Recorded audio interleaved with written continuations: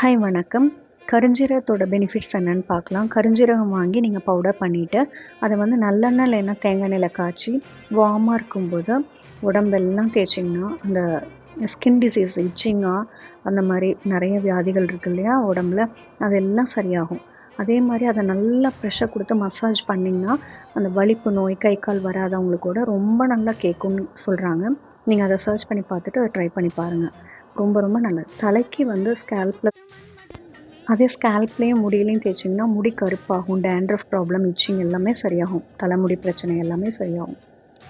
கருஞ்சீரகம், ஓமம், வெந்தயம் 3ஐயும் வந்து பவுடர் பண்ணிவிட்டு வறுத்து பொடி பண்ணி வச்சுட்டு அதை ஹாட் வாட்டரில் மிக்ஸ் பண்ணி தேன் கலந்து குடிச்சிங்கன்னா இரெகுலர் பீரியட் சரியாகும். வெயிட் லாஸ் சரியாகும். அது இல்லாமல் கொலஸ்ட்ரால், ஹை ப்ரெஷர் கண்ட்ரோல் ஆகும். அது இல்லாமல் கிட்னி ஸ்டோன் எல்லாத்தையுமே ரிமூவ் பண்ணுது. எவ்வளவோ கேன்சர் எல்லாமே குணப்படுத்துது. நீங்கள் அதை சர்ச் பண்ணி பார்த்துட்டு ட்ரை பண்ணி பாருங்கள்.